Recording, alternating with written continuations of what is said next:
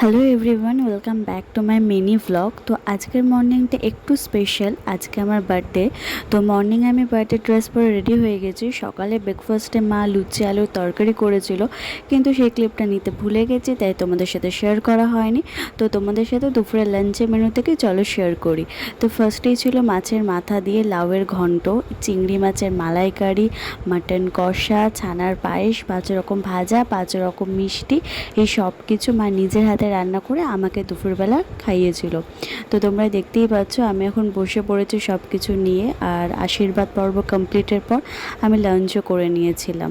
দেন ইভিনিংয়ে বোন একটা কেক নিয়ে এসেছিলো আমাকে সারপ্রাইজ দেবে বলে দিদি লিখে। তো দেখো সেই কেকটাই আমি ইভিনিংয়ে কেটেছিলাম বাড়ির সবার সাথে। প্রত্যেক বছরই বাবা মা ভাই বোন সবাই আমাকে স্পেশাল ফিল করানোর জন্য আমার বার্থডেটা সেলিব্রেট করে। কেকটা ভীষণ টেস্টি ছিল। চলো আজকে ব্লগটা এখানেই শেষ করছি। ভালো লাগলে লাইক কমেন্ট শেয়ার করো। তো